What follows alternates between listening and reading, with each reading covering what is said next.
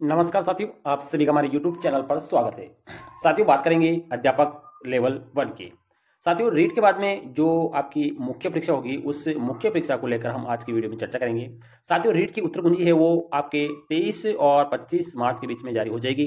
साथियों, उत्तर कुंजी जारी होने के बाद आपको यहाँ पर अपनी अपनी पात्रता का पता चल जाएगा और अगर आप पात्र हो जाते हैं तो आपको मुख्य परीक्षा का सिलेबस, न्यूनतम उत्तीर्णांक और इसका क्या शैक्षणिक योग्यता रहेगी उसके बारे में हम आज के वीडियो में जरूर जानेंगे और आपको भी जानना जरूरी है साथियों। तो आज का वीडियो हम इसी के लिए लाए हैं। इसमें जो प्राथमिक लेवल अध्यापक लेवल 1 होता है, जो कक्षा 1 से 5 तक अध्ययन कराता है, इसमें यहाँ पर 2022 में जो पिछली भर्ती हुई थी उसमें यहाँ पर मुख्य मुख्य बिंदु क्या रहते हैं जो आपको जानना जरूरी है। जो साथी पहली बार एग्जाम देगा मुख्य परीक्षा, उसके लिए भी नियम जानना जरूरी है। क्या शैक्षणिक योग्यता रहेगी, क्या न्यूनतम उत्तीर्णांक देंगे और क्या सिलेबस का जो पाठ्यक्रम है उसकी स्कीम क्या रहेगी, कितने क्वेश्चन पूछ जाते हैं और कितने मार्क्स के रहते हैं, आज सभी के बारे में जानेंगे। साथियों, ये पिछली भर्ती 2022 का ये ऑफिशियल नोटिफिकेशन है और इसमें क्या क्या बिंदु पर ध्यान देने के लिए बोला गया है उसके बारे में हम विस्तार से आज चर्चा करेंगे।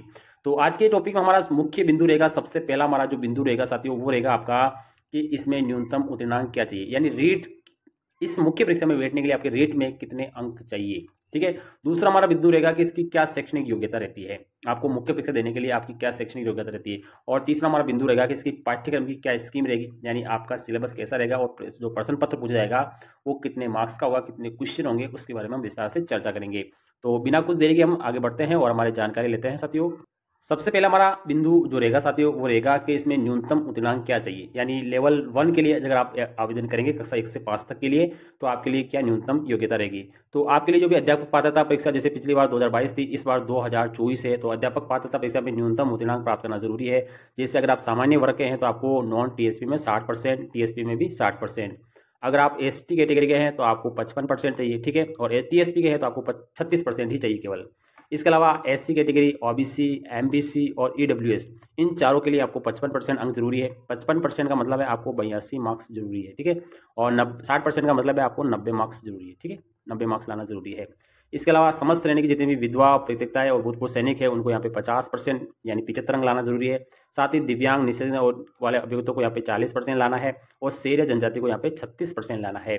तो ये आपका न्यूनतम उत्तीर्णांक है, ये वाला आपको न्यूनतम उत्तीर्णांक जरूरी है। इसके बिना आपको यहाँ पर जो रीट की पात्रता का प्रमाण पत्र नहीं मिलेगा और आप मुख्य परीक्षा के लिए आवेदन नहीं कर सकते हैं। तो पहला बिंदु तो हमारा यही रहेगा कि आपके पास न्यूनतम उत्तीर्णांक होना चाहिए रीट अध्यापक पात्रता परीक्षा 2024 में। ठीक है, जो अभी वर्तमान में हुई है उसमें। ठीक है। तो अगले बिंदु की तरफ चलेंगे। हमारा अगला बिंदु जानकारी के लिए है, यहाँ पर साथियों आपकी शैक्षणिक योग्यता क्या रहेगी, पात्रता और शैक्षणिक योग्यता के बारे में देखेंगे कक्षा 1 से 5 के लिए, लेवल 1 के लिए। ठीक है। तो यहाँ पर कक्षा 1 से 5 के लिए जो प्रथम स्तर कहलाता है उसके लिए साथियों देखिए पहला बिंदु है कि न्यूनतम 50% अंकों के साथ आपके पास 12वीं होना चाहिए और साथ में प्रारंभिक शिक्षा में आपके पास 2 वर्षीय डिप्लोमा होना चाहिए, जिसे हम बीएसटीसी के नाम से जानते हैं या किसी भी नाम से जाना जाता है। इसके अलावा न्यूनतम 45% अंकों के साथ आपके पास उच्च माध्यमिक विद्यालय होना चाहिए, 12वीं होनी चाहिए। साथ ही प्रारंभिक शिक्षा में द्विवर्षीय डिप्लोमा, जिस नाम से भी जाना जाता है, होना चाहिए, जो राष्ट्रीय अध्यापक शिक्षा परिषद से मान्यता होना चाहिए। आपके पास ये 2 तो होना चाहिए। इसके अलावा जो तीसरा है साथ इसमें है कि न्यूनतम 50% अंकों के साथ आपके पास 12वीं होना चाहिए। साथ ही आपका 4 वर्षीय जो शिक्षा शास्त्र में जो बीएलएड होता है वो आपके पास होना चाहिए। या इसके अलावा न्यूनतम 50% अंकों के साथ आपके पास 12वीं होनी चाहिए और साथ ही शिक्षा शास्त्र यानी विशेष शिक्षा में आपको द्विवर्षीय डिप्लोमा होना चाहिए, जो विशेष शिक्षकों के लिए होता है। इसके अलावा आपके पास स्नातक और प्रारंभिक शिक्षा में द्विवर्षीय डिप्लोमा होना चाहिए, आप जिस भी नाम से जाना जाता है, तब आप इसमें क्या करते हैं, अप्लाई कर सकते हैं। तो ये आपकी शैक्षणिक योग्यता रहेगी साथियों। ये आपको कक्षा 1 से लेकर 5 तक के लिए जो लेवल 1 के लिए अध्यापक बनेंगे उसके लिए शैक्षणिक योग्यता यहाँ पर रहती है। तो ये शैक्षणिक योग्यता प्राप्त करने के बाद ही आप मुख्य परीक्षा में यहाँ पर बैठ पाएंगे।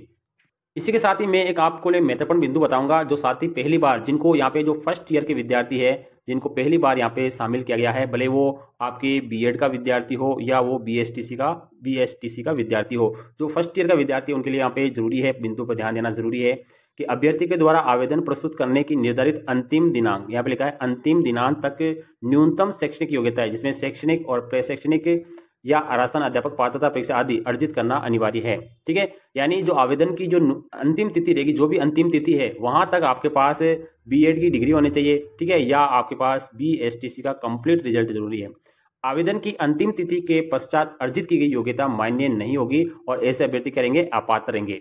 कहने का मतलब है जो साथी फर्स्ट ईयर वाले इस बार पात्रता में शामिल हुए हैं, वो बीएड का हो या बीएसटीसी का हो, उनको यहाँ पर अपनी पात्रता हासिल करना, यानी बीएड की डिग्री या बीएसटी की डिग्री, जो आवेदन की जो अंतिम तिथि रहेगी, यानी मुख्य परीक्षा के जो भी आवेदन होंगे, ठीक है, उस आवेदन की अंतिम तिथि तक आपको योग्यता का रिजल्ट जरूरी है, भले आप बीएसटी के हो या बीएड हो, ठीक है, दोनों की योग्यता जरूरी है। बिंदु आपके लिए जानना बेहद जरूरी, जो फर्स्ट ईयर वाले पहली बार शामिल हो रहे हैं।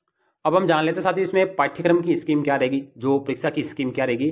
साथियों इसमें 300 नंबर का यहाँ पर पेपर होगा और एक ही प्रश्न पत्र होगा, और वो आपके 2.5 घंटे का होगा, 2 घंटे 30 मिनट का होगा, और उसमें 150 प्रश्न पूछे जाएंगे। सारे प्रश्न बहुविकल्पीय होंगे, ठीक है, और आपके लिए इसमें नेगेटिव मार्किंग है। क्या है साथियों? नेगेटिव मार्किंग है, और नेगेटिव मार्किंग होती है 1/3 है, 1/3 आपकी नेगेटिव मार्किंग रहने वाली है। कुल मिला के आपके 150 प्रश्न यहाँ पे पूछे जाएंगे, प्रत्येक प्रश्न आपका 2 नंबर का रहने वाला है, तो कुल आपके 300 नंबर की ये परीक्षा यहाँ पर रहने वाली है साथियों। और आप अगर गलत उत्तर देते हो तो आपका 1/3 इसमें काटा जाएगा, और 2 घंटे और 30 मिनट की यहाँ पे समय अवधि रहने वाली है। ये आपको जरूर जानकारी होना चाहिए। आप कक्षा 1 से लिए 5 के लिए आवेदन कर रहे हैं, यानी L1 के विद्यार्थी हैं, तो आपको ये जानकारी जरूरी है। इसके अलावा यहाँ पर कक्षा 1 से 5 के लिए जो आपका जो पूछा जाएगा साथियों, जो सिलेबस पूछा जाएगा, उसमें देखिए यहाँ पे सबसे पहले हम देखते हैं, पहला पॉइंट हमारा है यहाँ पर राजस्थान का भौगोलिक, ऐतिहासिक और सांस्कृतिक ज्ञान और राजस्थानी भाषा, ये सब कुछ पूछा जाएगा 100 नंबर का। कितने नंबर का? 100 नंबर का। साथियों यहाँ पर 150 प्रश्न है, 300 अंकों की परीक्षा है, तो ये 100 नंबर है, तो यहाँ पे 50 प्रश्न पूछे जाएंगे। कितने? 50 प्रश्न पूछे जाएंगे। किसके? इन सभी के 50 प्रश्न, जिसमें से ये सारा आ गया। पहले यहाँ पे भूगोल का आ चुका है साथियों, तो ये भूगोल पूरा यहाँ पे रहेगा। इसके बाद में ये इतिहास का आपके पास पाठ्यक्रम हो गया, और ये राजस्थानी भाषा का पाठ्यक्रम हो गया। तो यहाँ तक साथियों आपका यहाँ पे 50 प्रश्न पूछे जाएंगे, प्रत्येक प्रश्न आपका 2 नंबर का रहेगा, तो कुल मिला के आपके 100 अंकों का तो यही आपका रहने वाला है। तो यहाँ पर 100 अंक हमारे हो चुके हैं, और 50 क्वेश्चन भी यहाँ पे हो चुके हैं। अब हमारे यहाँ पे 100 क्वेश्चन और बचे हैं। तो अब यहाँ पे देखिए साथियों, दूसरा जो पॉइंट होगा हमारा, पहला पॉइंट हमारा हो चुका है, राजस्थान का सामान्य ज्ञान, शैक्षिक परिदृश्य, निःशुल्क और अनिवार्य बाल शिक्षा का अधिकार अधिनियम और सामयिक विषय, इसमें राजस्थान का सामान्य ज्ञान आ जाएगा। ये सब कुछ यहाँ पर आ जाएगा, और ये आपका 80 नंबर का रहने वाला है। कितना नंबर का? 80 नंबर का, मतलब आपसे 40 प्रश्न पूछ जाएंगे। कितने प्रश्न पूछ जाएंगे? 40 प्रश्न पूछ जाएंगे, प्रत्येक आपको 2 नंबर का रहेगा, तो आपके यहाँ कितना हो जाएंगे? 80 नंबर का ये पार्ट रहने वाला है। इस 80 नंबर के पार्ट में यहाँ पर देखो और बिंदु यहाँ पर है, इसमें देखो ये शैक्षिक परिदृश्य हो गया, इसके वाला निःशुल्क और अनिवार्य बाल शिक्षा का अधिकार अधिनियम हो गया, और यहाँ पर सामयिक विषय हो गया। तो ये आपका यहाँ तक का आपका टॉपिक कंप्लीट हो गया। यहाँ तक आपका जो दूसरा पॉइंट था उसमें आपके 40 प्रश्न पूछ जाएंगे, ठीक है, और प्रत्येक आपका 2 नंबर का होगा, तो 80 नंबर का हो गया, ठीक है, वो 100 नंबर का हो गया, और ये आपके 180 नंबर का हो गया। कुल मिला के 100 और 180 नंबर आपके हो चुके हैं। अब इसके बाद में यहाँ पे अगला जो हमारा तीसरा नंबर पॉइंट रहेगा साथियों, तीसरा पॉइंट होगा, उसमें हिंदी पूछी जाएगी, ठीक है, हिंदी वो आपकी 10 नंबर की रहेगी, ठीक है, कितने नंबर की? 10 नंबर की, ठीक है। इसके बाद आप इंग्लिश रहेगी, वो आपकी कितनी रहेगी? 10 नंबर की। इसके अलावा यहाँ पे गणित है, वो भी 10, यानी ये संबंधित विद्यालय विषय, ठीक है, कौन से विद्यालय विषय, जो कि 10-10 नंबर के यहाँ पर रहने वाले हैं, ठीक है, ये 10-10 नंबर के। और यहाँ पे सामान्य विज्ञान है, ये भी आपके 10 नंबर की है, ठीक है, यानी रिलेटेड जो सब्जेक्ट है, ये सामाजिक अध्ययन है, ठीक है, ये भी आपका 10 नंबर का है, ठीक है। तो यहाँ तक आपका 10 नंबर का आपका संबंधित विषय हो जाएगा, ठीक है। तो 10 नंबर का मतलब है साथियों आपका जो 5 प्रश्न पूछ जाएंगे, कितने? 5, ठीक है। तो सामाजिक के हैं तो उसके पास आपके 5 नंबर है, इसके अलावा गणित विज्ञान के हैं तो आपके 5-5-10 क्वेश्चन हो जाएंगे, ठीक है। तो इस प्रकार से ये आपका संबंधित विषय का ये टारगेट आपके पास हो गया। इसके बाद हमारा चौथा जो बिंदु होता है वो साथियों वो रहेगा कि शैक्षणिक रीति विज्ञान।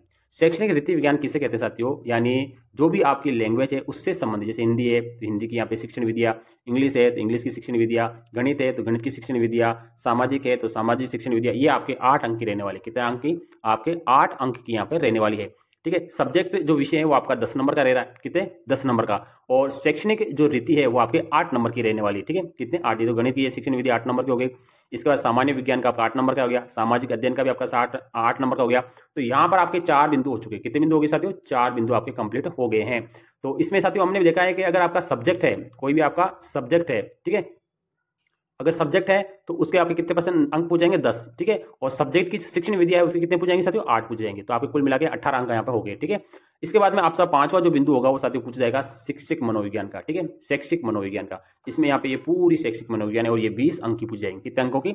यहाँ पर 20 अंकों की यहाँ पर ये पूछी जाएगी, ठीक है। तो यहाँ पर ये 20 अंकों की आपकी शैक्षिक मनोविज्ञान होगी, ठीक है। और यहाँ पर लास्ट में आपसे छठा जो बिंदु है साथियों वो है सूचना तकनीकी यानी कंप्यूटर का, ठीक है, और ये आपका है 10 नंबर का, ठीक है। कितने नंबर का साथियों? ये आपका हो गया 10 नंबर का। तो अब मैं आपको बिल्कुल कंटिन्यू में पूरा बताऊंगा, आपको पास ये किस प्रकार से यहाँ पे इसको डिटेल से देखना है।